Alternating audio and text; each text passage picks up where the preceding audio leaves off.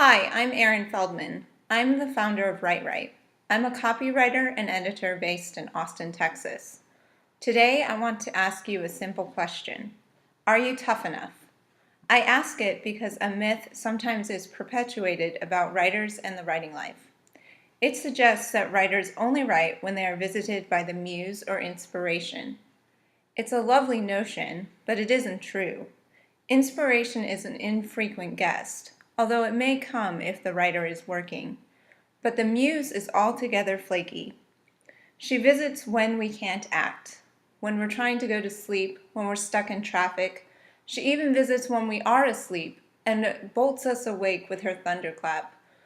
We hurriedly write down the idea she proffers us, only to find that it isn't quite as beautiful in the morning hours.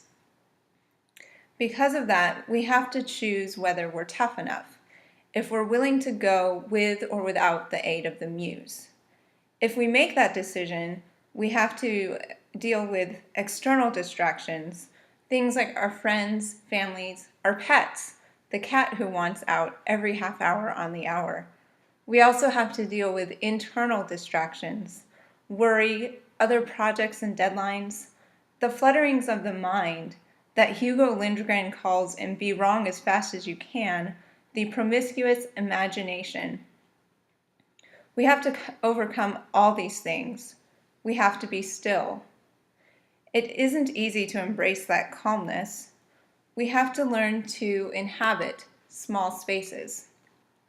It requires a solitude and the willingness to inhabit those places.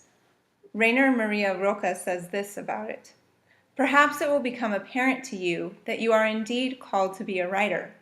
Then accept that fate, bear its burden and its grandeur, without asking for the reward, which might possibly come from without.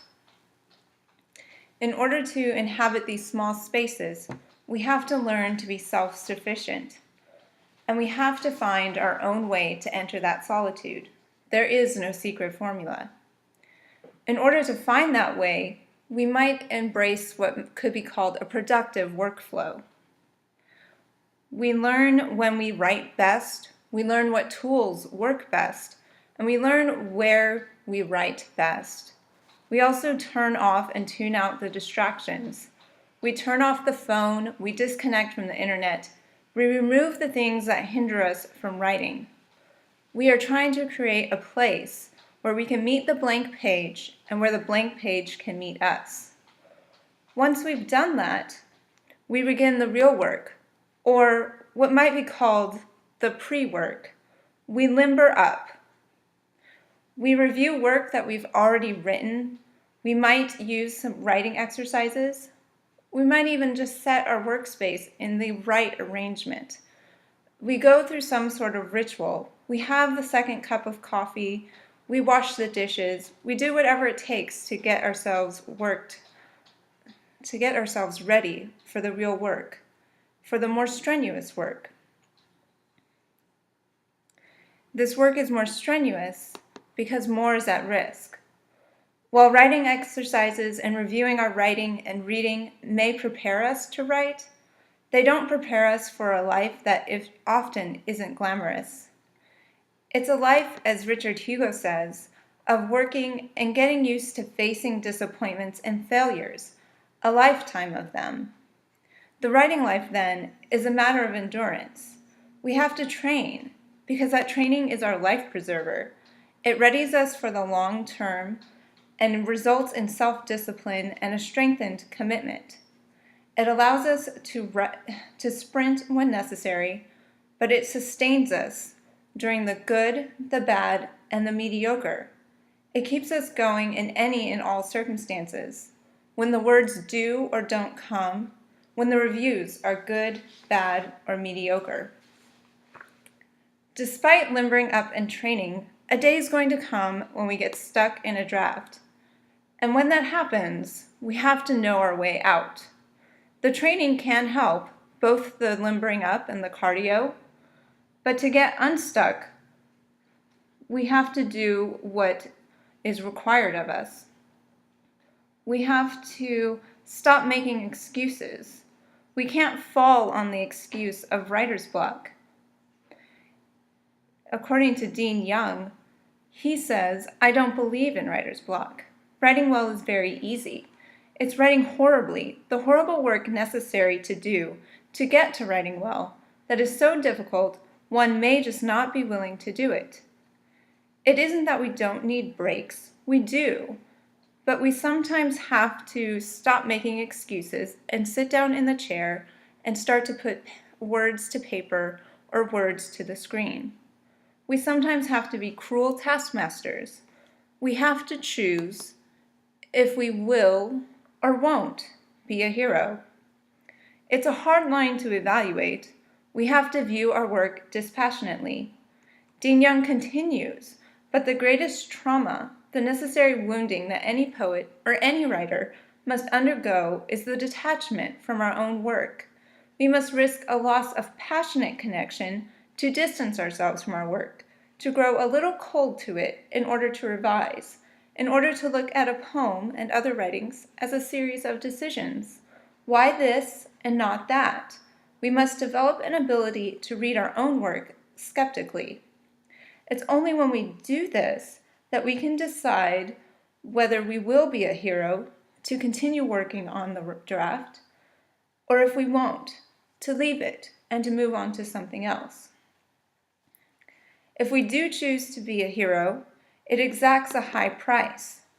We sometimes have to kick things down wells. We may have to, as Federica Garcia Lorca says, kick the muse. He says to give the muse a kick in the seat of the pants and conquer our fear of the violet smile exhaled by 18th century poetry. We have to recognize that the muse is untrustworthy, so we have to stop relying on it and instead fall upon the training. In freeing ourselves from the muse, we can actually make room for inspiration. Without the aid of the muse, we're more likely to say, "I don't know," which is, as Wisława Szymborska says, a mark of true inspiration. She says, "There is, has been, always will be, a certain group whom inspiration visits.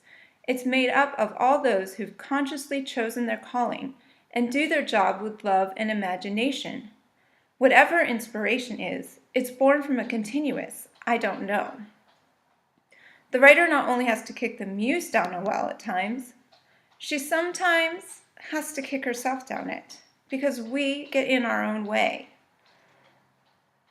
Ella Barkett says that a piece of writing knows what it wants and needs to be, but we get in the way. So we have to remove ourselves. We may also become too focused on our own agenda and begin to force the writing to go in directions that it isn't meant. Thus, we have to kick ourselves down the well. It may hurt, but it's not unfortunate. It allows the writing to go where it's supposed to go. Then again, the writing sometimes is unruly, and we have to kick it down the well. Annie Dillard says that a work in progress quickly becomes feral. As the work grows, it gets harder to control. It is a lion growing in strength. We must visit it every day and assert our mastery over it. We have to yell, "This is Sparta," and kick the writing down the well. Although the writing may know where it needs to go and be, as Dillard says, we have to maintain control of it. Thus, we have to choose our tools wisely. These tools are both for the writing and for the editing. Richard Hugo says to write with the tool that brings the most sensual pleasure, which for him was a number 2 pencil. But even he was prone to say that that was his tool and is not the tool that every writer has to choose. We have to find the tool that allows the writing process to feel and be more natural. It allows for an easier experience when trying to get the words down. Hugo also has advice considering editing. He says that it is to be done violently and never with slow consideration. Sometimes the editing tools vary depending on the writing and how well it's behaving or misbehaving. The tools can include the red pen, bowling balls, cast iron skillets, and Swiss Army knives. Other essentials are required. These are paper towels and Ziploc bags, because the writing often is messy and we have to clean up the mess. We also need to be able to store loose sentences, ideas, and images, but not indefinitely. Dillard says that storing things for later doesn't work. We go to the safe where we've put them, and we find it filled with ashes. Sometimes, though, none of these tools are enough. And when that happens, we have to double tap the writing. We have to kill the writing outright, and we have to make sure it can't come back later to bite us and infect us. While painful, it is beneficial. Leah Purpura, in her book On Looking, says that cutting a thing, killing it, double tapping it, can release a space, be a new pattern laid. Clearing a space is like crafting a question. The motion of the double tap, then, frees us into the unknown, the world of I don't know, the world of inspiration. All would be well and good if we could kill off our own writing, but we sometimes can't. Sometimes we need a kick-ass partner who can kill the work for us. That is, we need an editor. Anne Lamott says that we should by all means let someone else take a look at our work. It's too hard always to have to be the executioner. So find someone who can bring a colder eye and a certain detachment to the project. The editor, the kick-ass partner, is the person who kills the writing, not to crush us, but to force us and the writing to new levels, to make us again say, I don't know, to ask the better questions, and to seek out the answers. Even with that kick-ass partner, the writing life is still bumpy. Because of that, we have to buckle up, travel light, and always be prepared.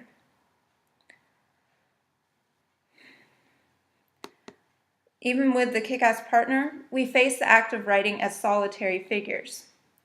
The muse may or may not come. Inspiration may or may not visit.